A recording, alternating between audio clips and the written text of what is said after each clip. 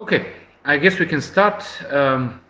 Welcome for those that have already connected. I expect some more people to join during the course of the webinar. Welcome to another webinar of the Diplo Foundation and the Geneva Internet Platform on the Internet governance and digital policy issues.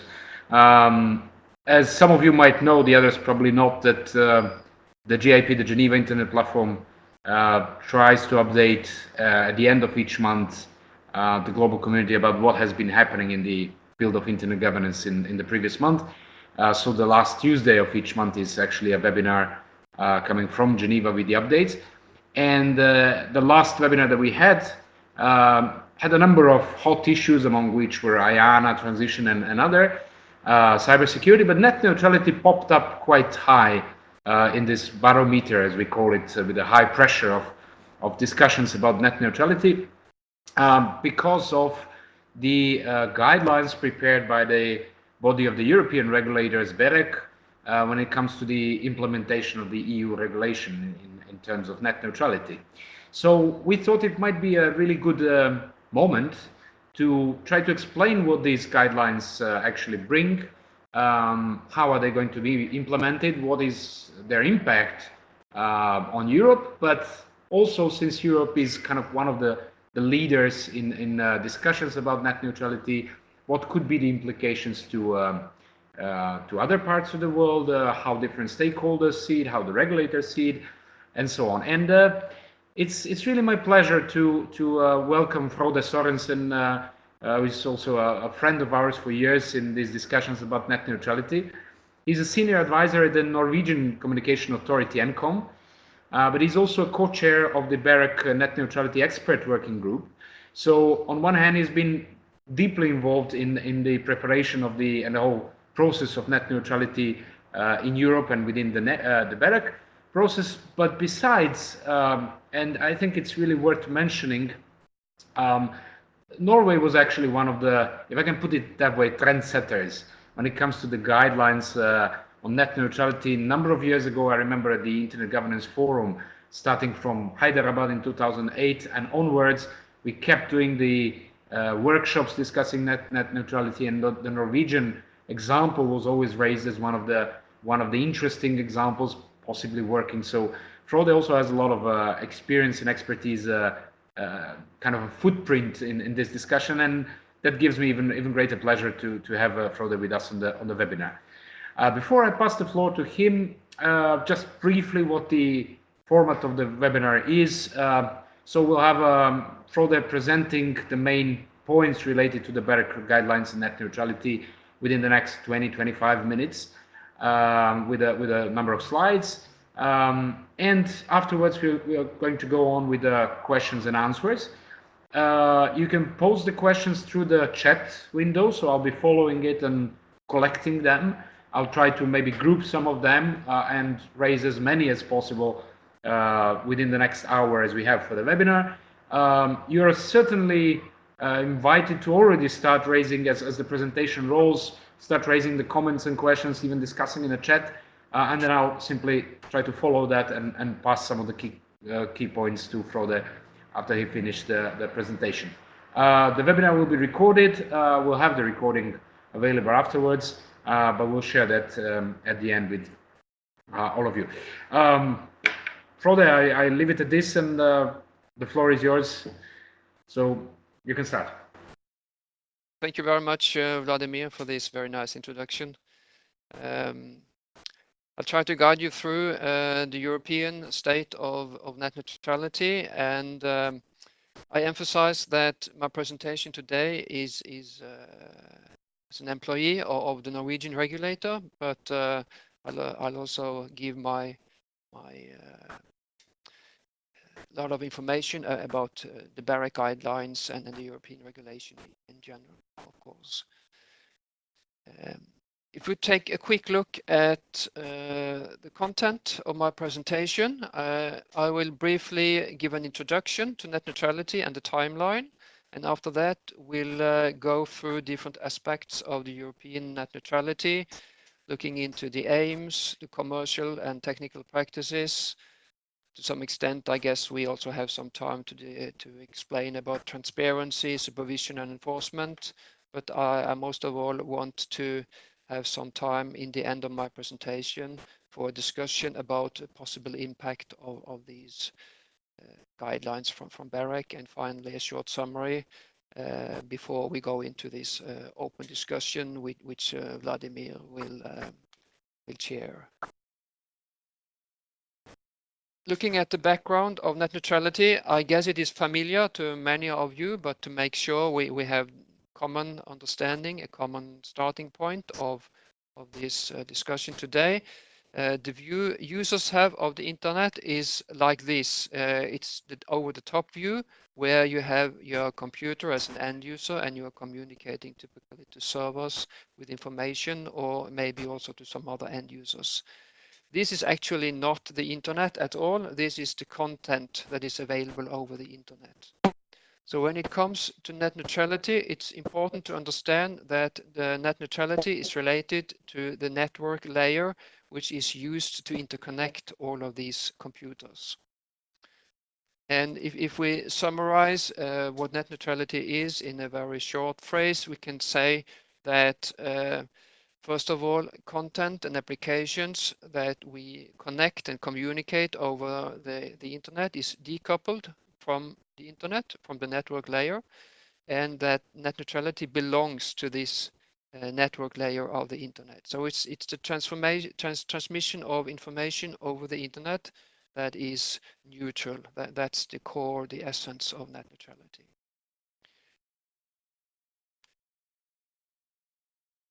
Taking a brief look at what has happened so far in the world regarding net neutrality, in the same way as the internet arrived, it was invented in the US, the same is the case for net neutrality. You know, many of you, Tim Wu coined the term in 2003, and from Europe and other continents, we have been looking to the US for inspiration of net neutrality in the beginning. But soon, since the internet is an international network, net neutrality also became relevant in many countries. And for my home country, we started to look at this topic in 2007, and we also published national Norwegian guidelines in 2009 based on a cooperation between the different stakeholders in the Norwegian market. And we had a clear co-regulatory approach to net neutrality in Norway, so it was a soft law approach. But other countries in Europe, which is the focus of my presentation today, as you know, the Netherlands and Slovenia, they had hard laws in 2011 and 12. These laws were applied to the market. If we look at the overall European level, we have the regulatory framework. The current version of it is from 2009. It didn't contain any specific regulation of net neutrality, but there was a clear aim and objective to support and promote net neutrality. The idea was then, based on this framework, to follow the development and see whether there was further need for regulation of net neutrality, more explicit regulation.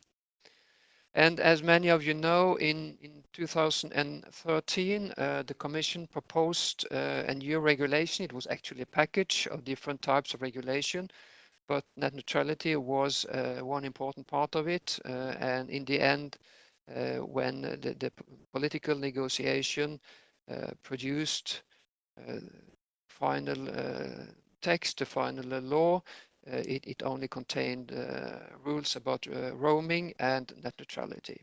So the part of this regulation that refers to net neutrality, I will term net neutrality regulation in my presentation today. And this net neutrality regulation on the European level will then be applied to all European countries and also to Norway. When we start to discuss now the content of this regulation, it's important to notice that there is a difference between the regulation, the law, which is decided at the political level, and the guidelines which are afterwards produced by BEREC. So BEREC's guidelines, they don't provide net neutrality rules, and in new rules, they only provide interpretation of the rules which are decided by the politicians in the parliament and in the council. If we first of all look at the aim of the European net neutrality rules, we can read from the first recital very clearly that the aim is to safeguard equal and non-discriminatory treatment of traffic, is to protect end users, and it's also to guarantee the continued functioning of the internet ecosystem as an engine for innovation. Very nice words, and as we all can see rather clearly, this is net neutrality. The aim is to achieve net neutrality. So even though the word net neutrality isn't used explicitly in the regulation, we can see that net neutrality is the aim here. I also make a short notice about the term end users.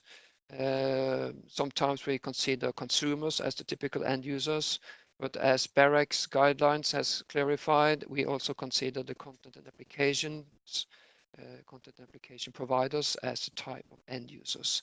This is also as we saw on the diagram explaining how the internet works and how net neutrality relates to the internet. We can see clearly that we have both private consumer end users, and we have the other category which are are the content and application providers. We can also read from the recitals the background for this regulation, why it was introduced. As you can see on my three last points, the existing regulation had an aim to promote net neutrality, but there was still a significant number of end users that were affected by traffic management practices. So there were restrictions to their use of the internet. As many as 1/3 of the mobile and internet users, for example, were affected by different restrictions. Typically, they couldn't use VoIP applications.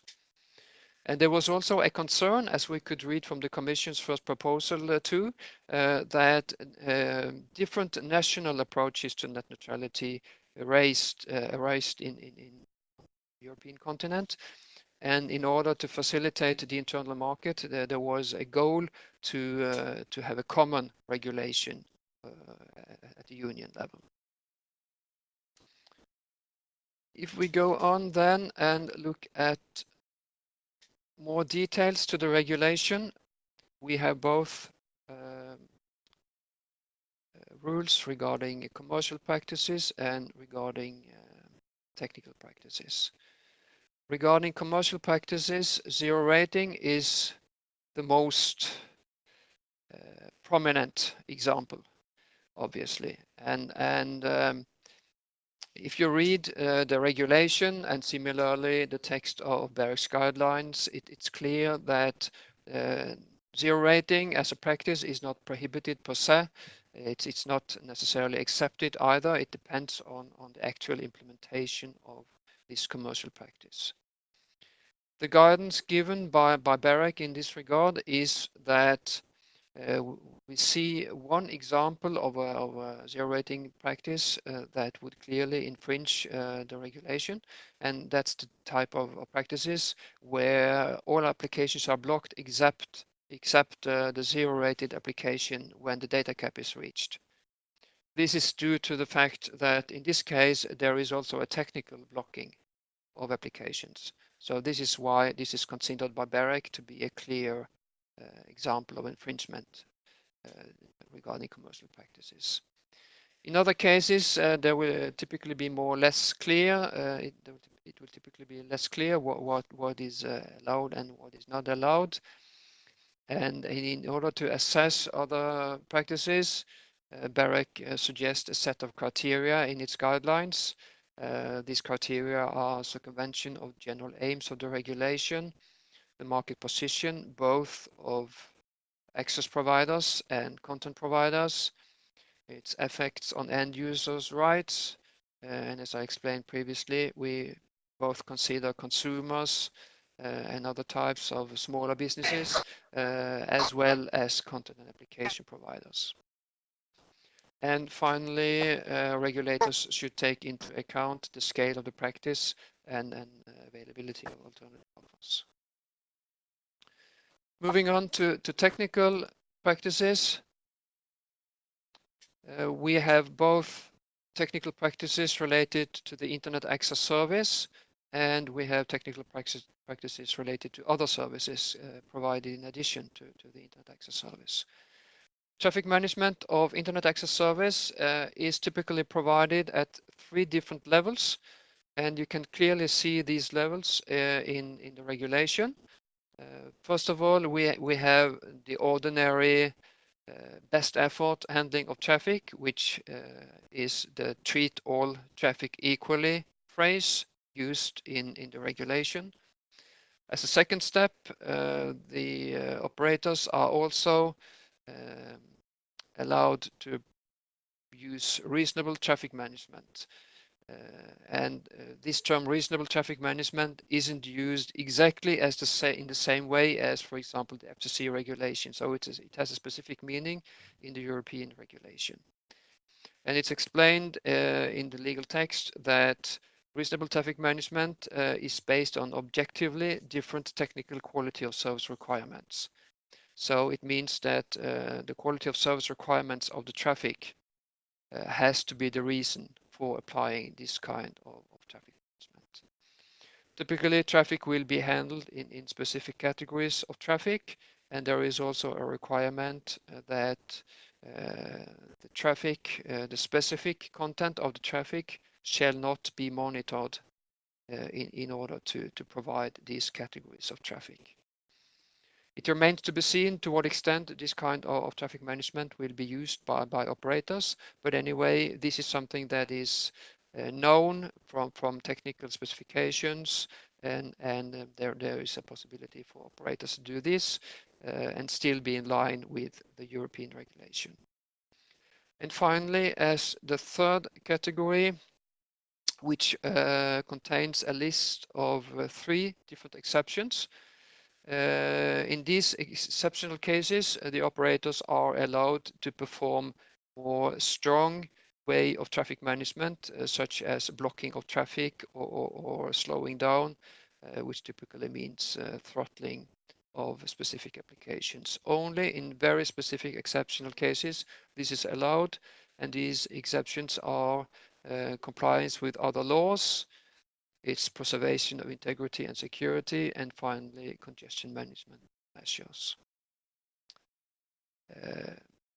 And I want to emphasize in this regard that there are still some possibilities for blocking of traffic, which sometimes is something the end user wants to do himself.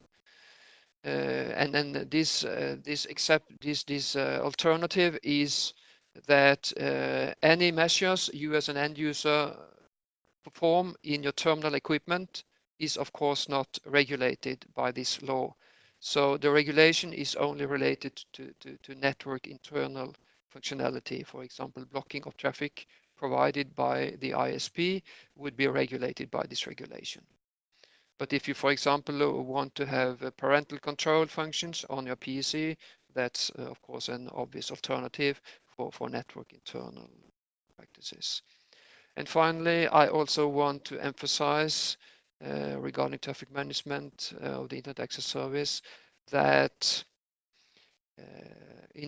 regarding the specific exception of congestion management, there is a requirement that the use of this exception should be proportionate, and this relates to whether the practice is application agnostic or application specific, which is also discussed in rather detailed explanations in BEREC's guidelines. So even though congestion management is needed, you don't necessarily need to use the strongest type of congestion management. Possibly congestion agnostic traffic management could be sufficient.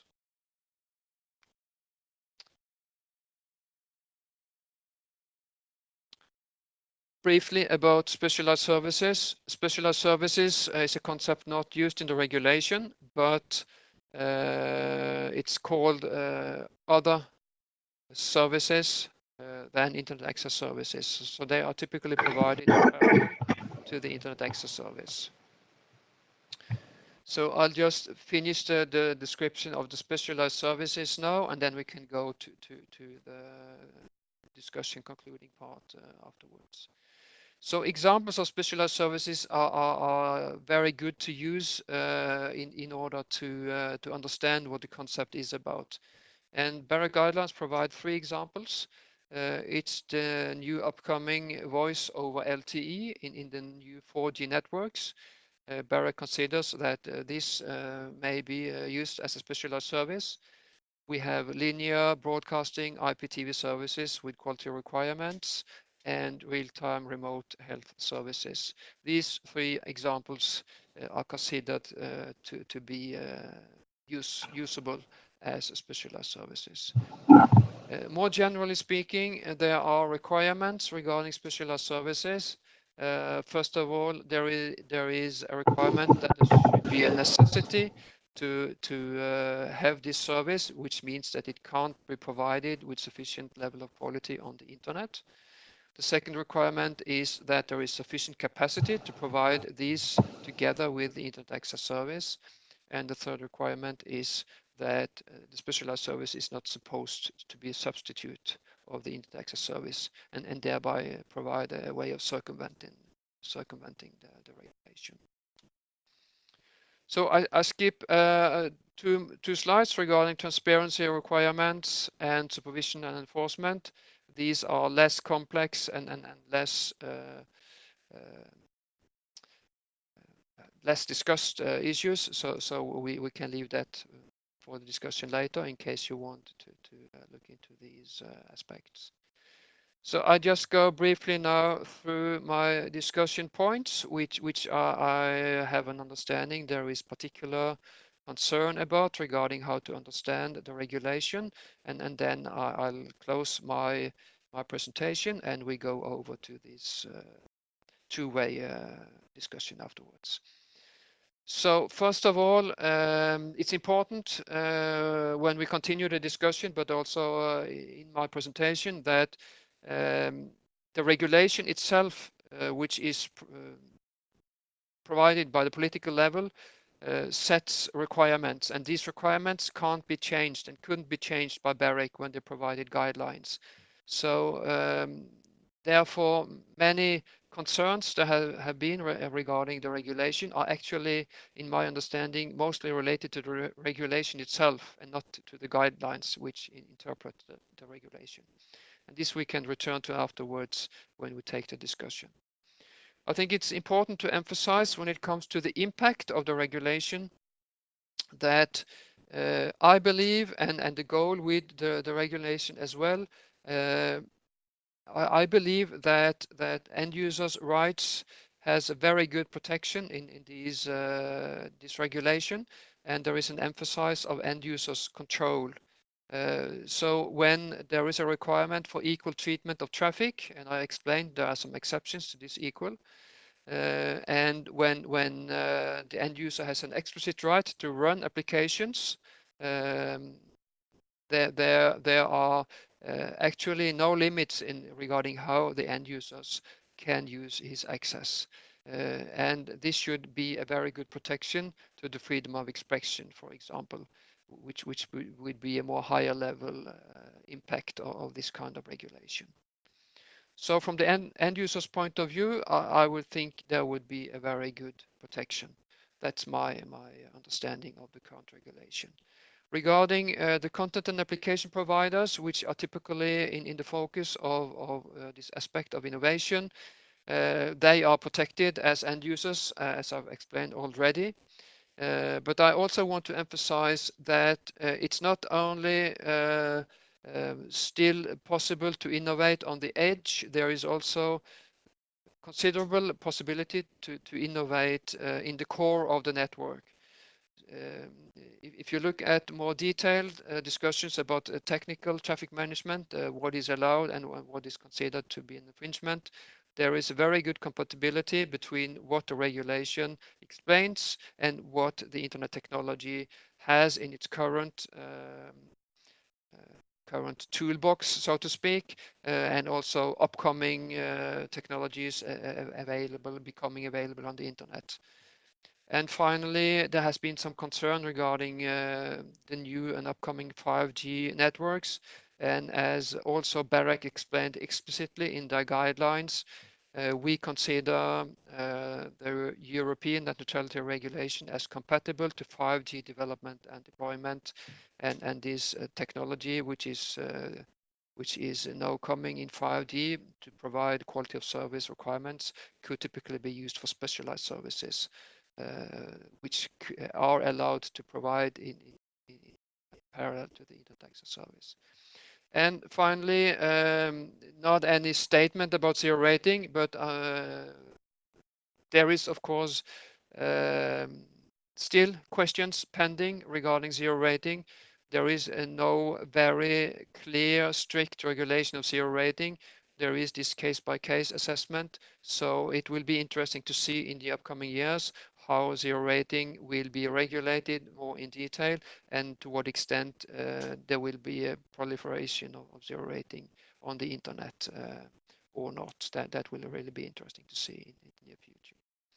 So by these words, I think I close my presentation and hand over to Vladimir, who will conduct a discussion. Thank you. Thank you, Frode. Thank you for the great overview, and also for cutting the 2 slides, even though I think it makes sense to get back to them at the transparency level and implementation at some point if there is interest. Those are also very interested topics. So I open the floor for questions, so please feel free to post the questions in the chat. We already have one from Stephanie. Before I turn to her question and then wait for the others, we also collected some other questions in advance.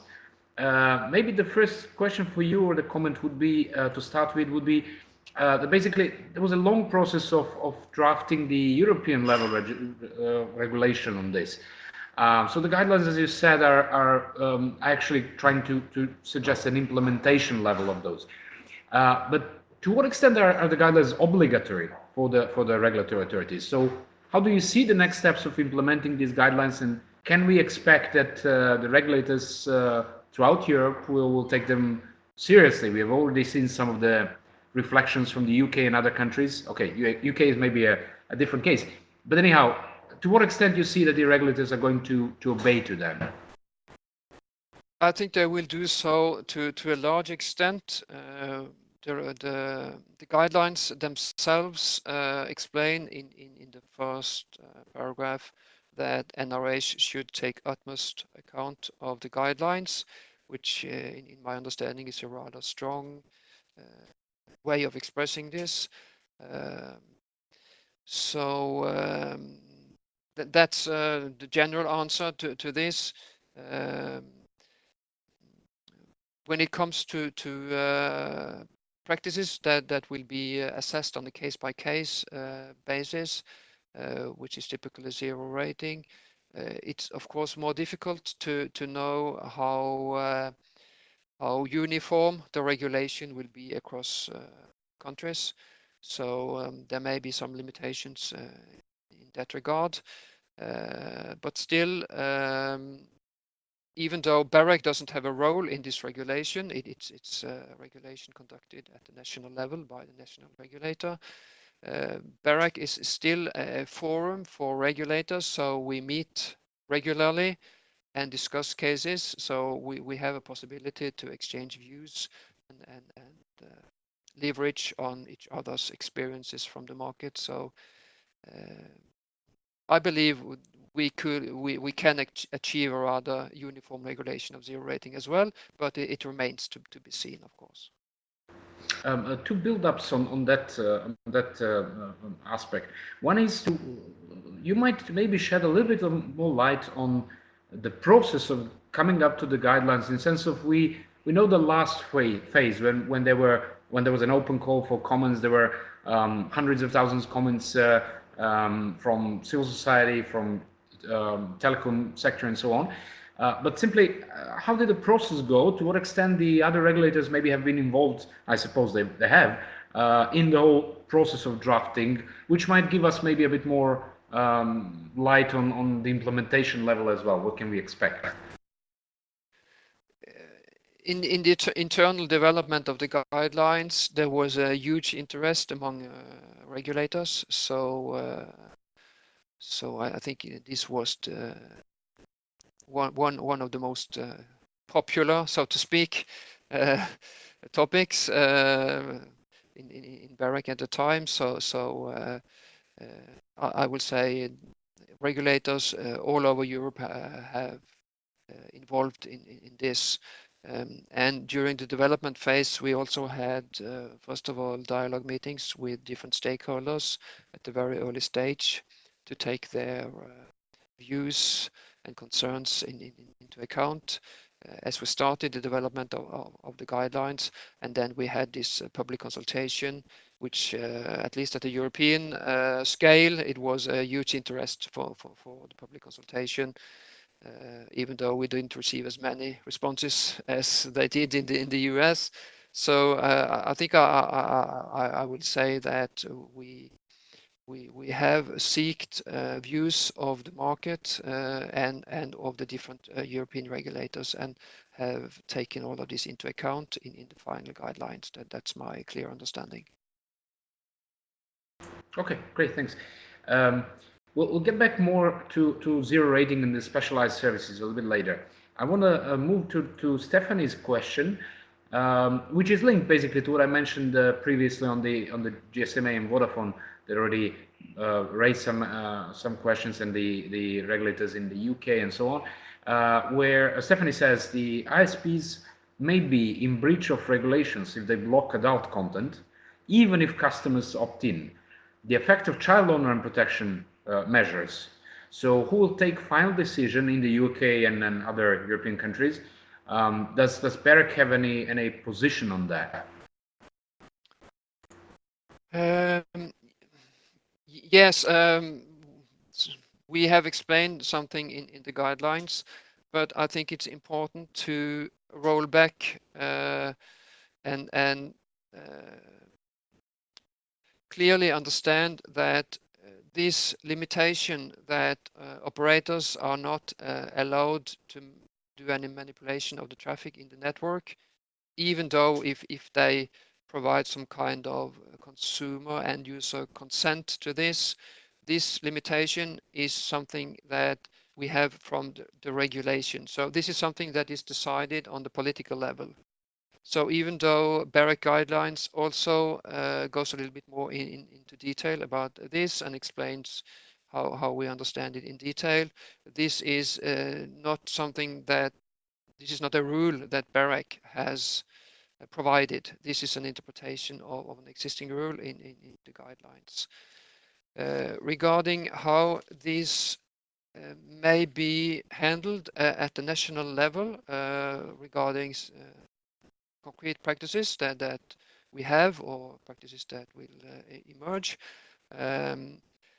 We have in the regulation the exception in Article 3.3a where operators based on other laws can block content. So typically, if there is a law at national level which is in line with the European law as well, that's also a requirement actually. So if there is such a law at a national level, then it will be a different case. Of course, if the operator is doing this kind of blocking due to a national law, then this will be in line with the European regulation and also with BEREC's guidelines. So I think this is the way to solve this problem, either to do it in the national legislation, or alternatively, as I explained previously, you can do this on your own terminal equipment if you want. So the terminal equipment basically is not part of the coverage of the BEREC guidelines, right? No, because there is actually a requirement that you as an end user should be able to connect whatever end user equipment you want, whatever kind of terminal equipment you want, you should be able to connect, and also you should be able to install applications on this equipment. So therefore you are free to do the kind of blocking you find necessary for yourself or your children, for example. Good, thank you. Okay. Another question relates, and we received one more, and I'll pass it in a minute. Another question relates to the criticism part of the BEREC's guidelines.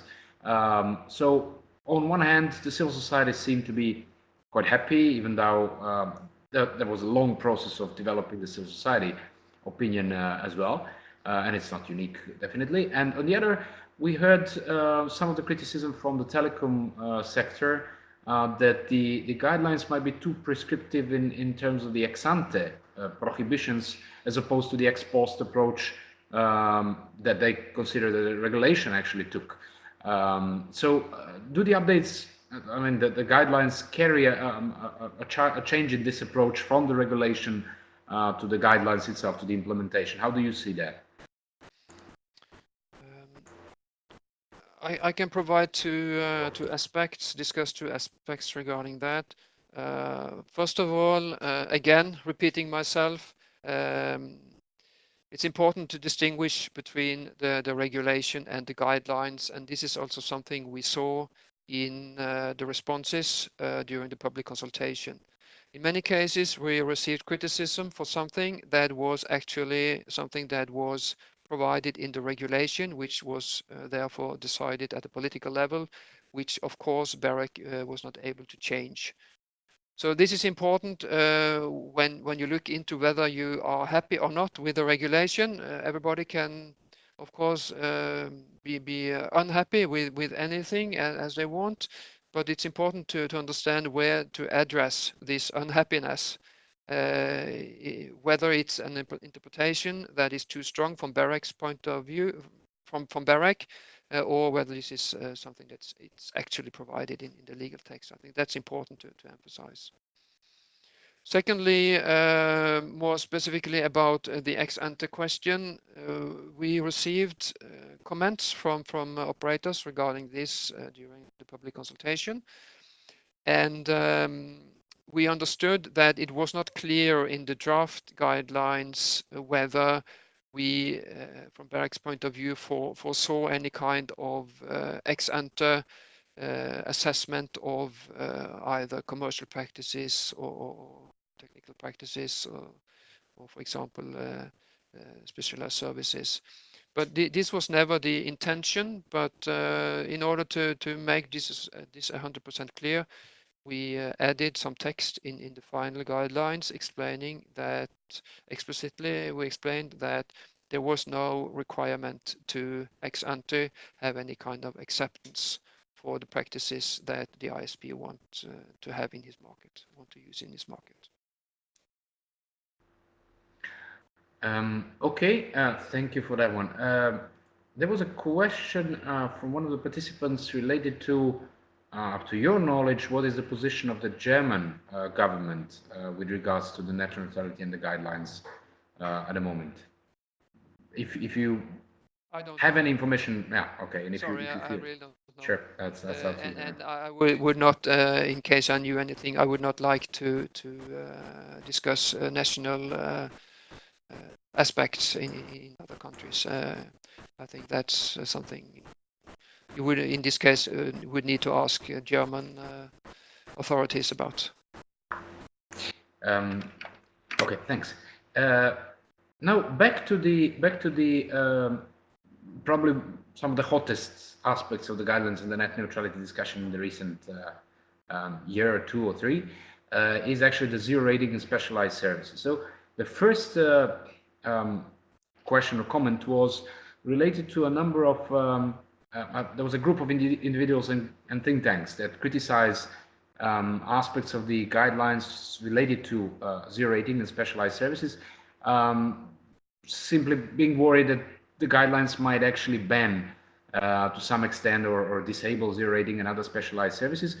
And the question was, or kind of a suggestion, that the BEREC should instead follow, and I'll quote, permissive case-by-case approach informed by economic analysis, allowing for experimentation with beneficial forms of pricing or traffic differentiation.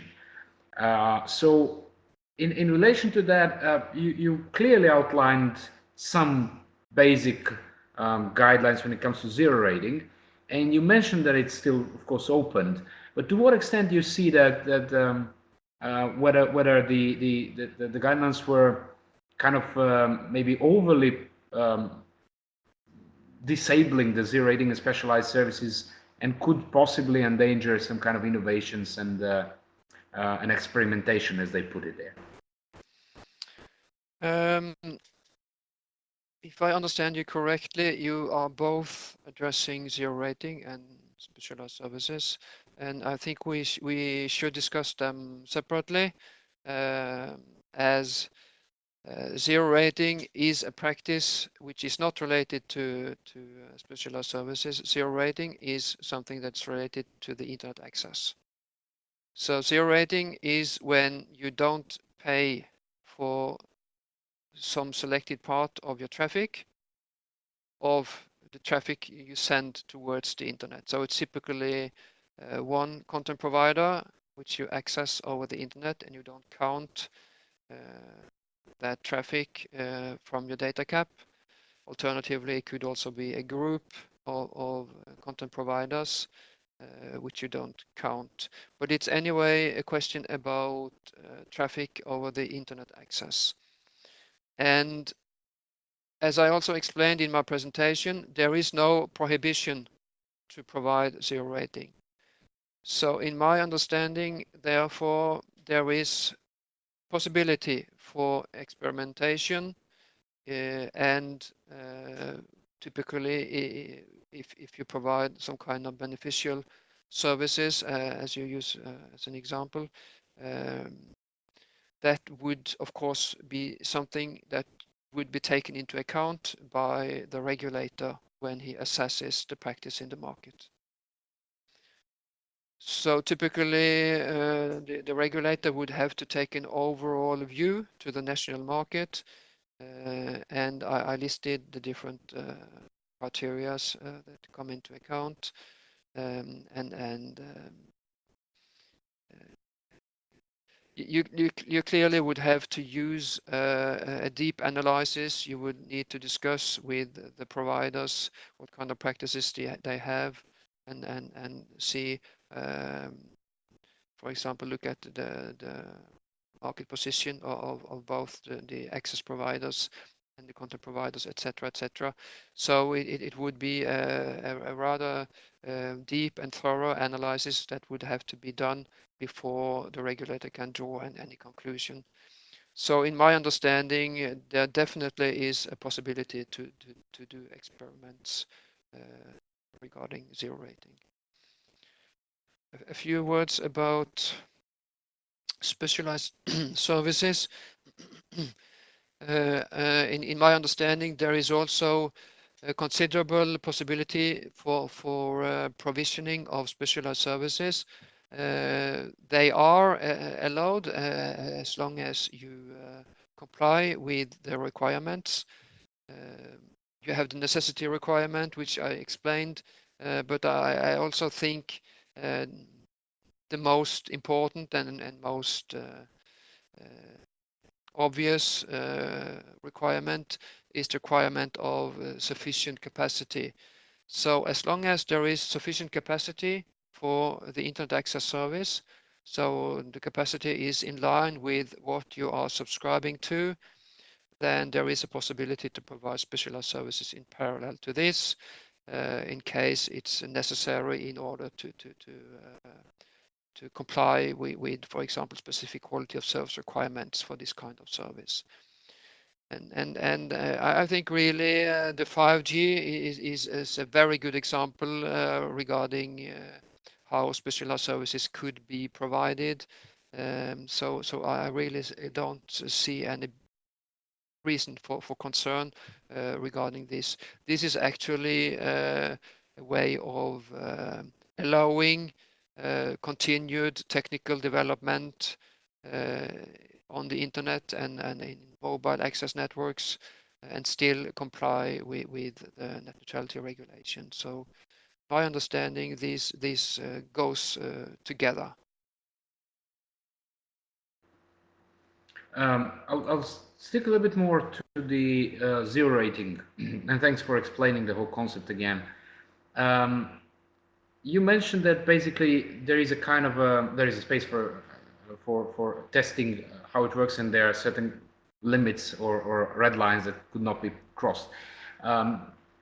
Back in the previous cases, like in India, when Facebook Zero was offered and then refused by the regulator, or the Slovenian case of the regulator, which was more explicitly turning against, so to speak, the zero rating. There were a lot of questions. Do we actually know, do we actually have enough information and in that sense measurements, if we wish, what is the impact of the zero rating on the overall population, the way they use the internet, on the education level, on the their willingness to access other services and so on.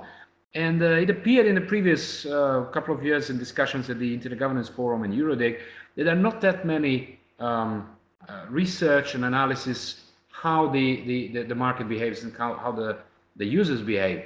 Is there any specific mechanism or foreseen mechanism by BEREC or the regulators? How should this observation be made? Should there be any kind of a regular analysis? Who should be doing it? How should it be done?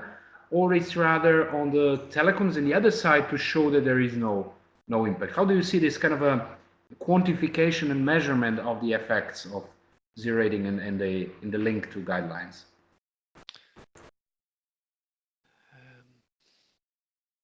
I think I will answer in two steps.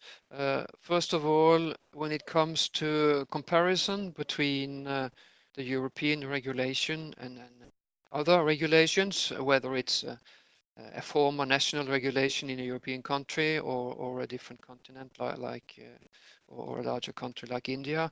I think it's important that it's a different legal framework. So BEREC guidelines, they can only provide guidance based on the European legal framework and the net neutrality regulation. Specifically in this case. So and therefore, as the regulation, the text of the regulation didn't provide any ban, any prohibition of zero rating. Therefore, BEREC took that into account and said that we don't ban it either, but we provide criteria for assessment. So, of course, in a different setting, in a different legal framework, it will be a political decision, typically, whether zero rating should be prohibited or not.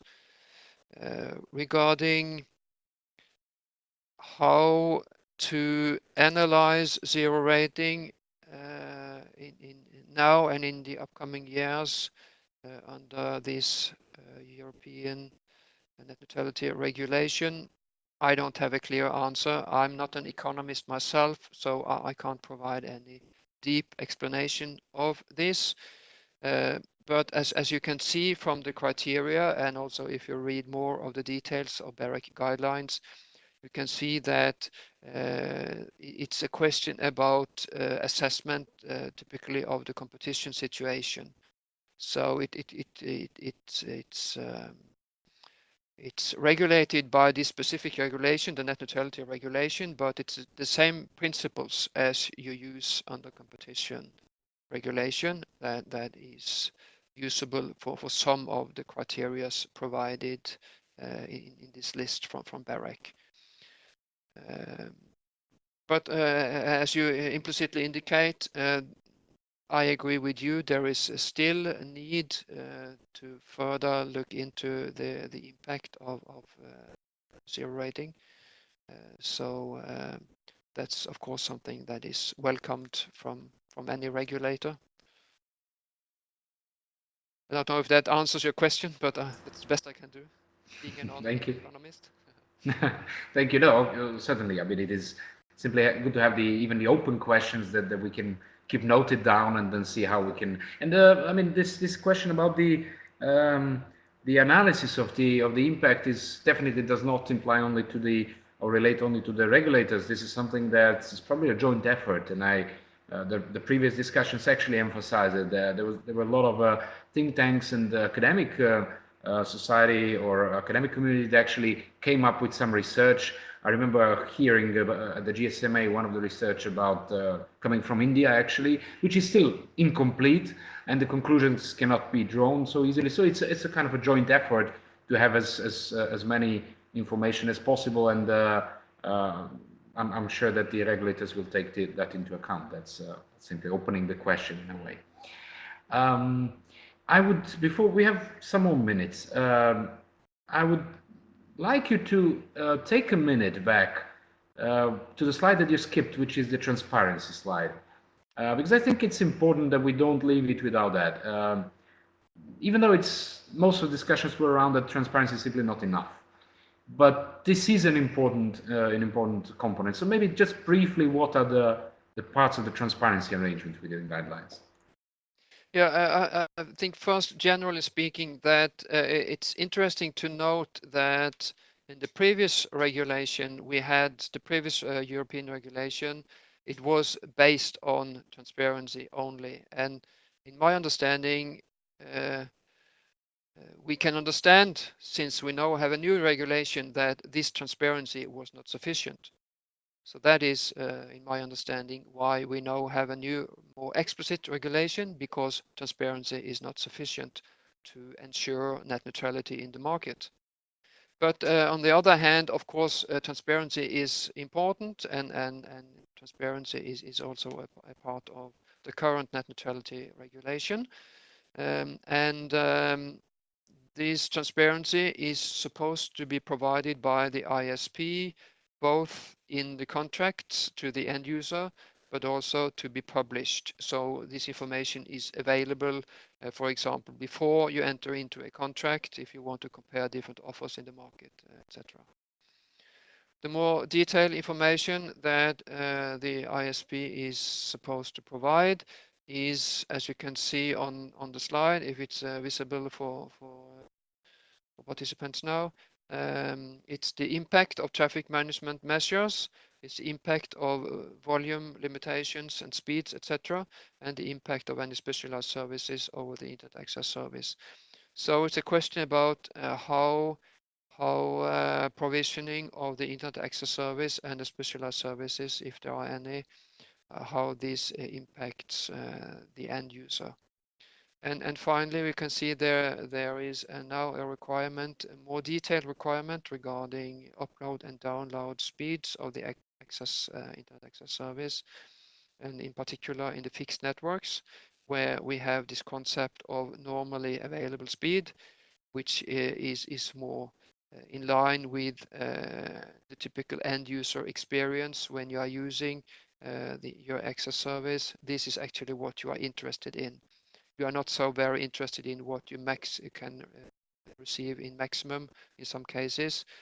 So I think this normally available speed would be very helpful for end users when they assess their service or when they select a new service provider. Obviously, in a mobile network, this would not be possible, or at least it would not be easy to define such a concept. So therefore, we don't have a similar concept in mobile networks.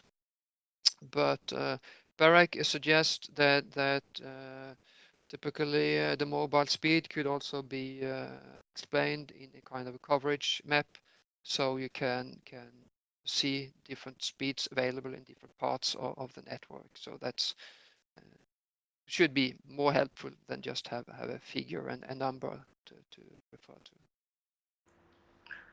Yeah, thanks for sharing that. I think it's still an important component, even though it's not the hottest one. We have one last question from a participant. Rory McMillian says, how strongly and widely held is the view among BEREC regulators and the Commission that network level ad blocking is unlawful? If you can reflect on that. Yeah, generally speaking, there is a common understanding that the current regulation, this is the law provided by the political level, the current regulation prohibits such a practice. That's the general understanding. So there is, in my understanding, no disagreement about this.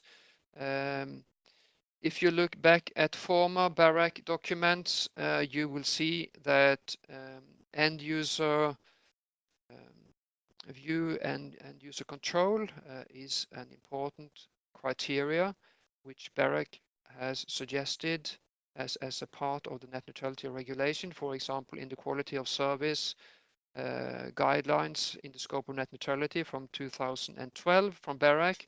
This is explained as a criteria which BEREC would consider to be a good criteria in general. But under the current regulation, we do, of course, follow what the political level has decided, and therefore we have this understanding that network level implementation of such measures would infringe with the current regulation. That's our understanding. Good. Thank you. Before we close, I wanted to maybe wrap up with you and I had a discussion and exchange over the email about how to frame the whole dialogue. And one of the questions that I simply liked, and the way we put it at the end, was that possibly with this BEREC guidelines, we might have all the sides equally unhappy.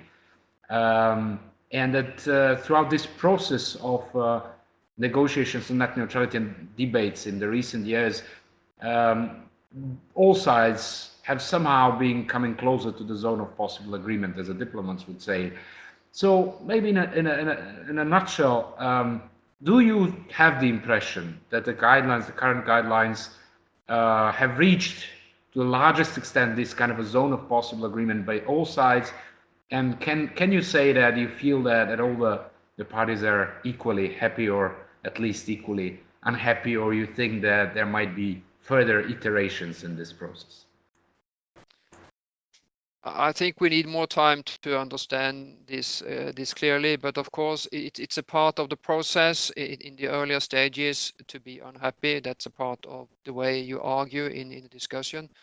And I think I can at least say very clearly that we took into account comments from the different sides, and there were several updates to BEREC's guidelines after the public consultation to typically to clarify the text. So I feel we have a rather good consensus at the European level now, but of course stakeholders have interests and they want to follow these interests, and therefore of course I understand that they would have done this differently if they could decide on their own. But I think it's a good compromise, and let's see in a year or two. I think then it's more clear to understand how happy or unhappy the different stakeholders will be. I think it's too early now. Thank you for that, and I'm sure you'll keep being involved in the whole process. Thank you again for joining us and for your time and this good debate. I know that you're overwhelmed these days with questions and comments about the guidelines and the whole process, but I'm sure we'll be in touch further. And thank you all for participating in the webinar and throwing good questions in. The recording will be available in a day or two, so we'll share it with you. We'll also reflect on the whole topic of net neutrality and other internet governance topics during the next monthly briefing from Geneva online, also on a webinar last Tuesday of the month, that you can see in the Diplo calendar and the GIP calendar. And I hope to see you all again in some of our next webinars. For that, thank you again for joining. Thank you very much. Bye-bye. Bye-bye.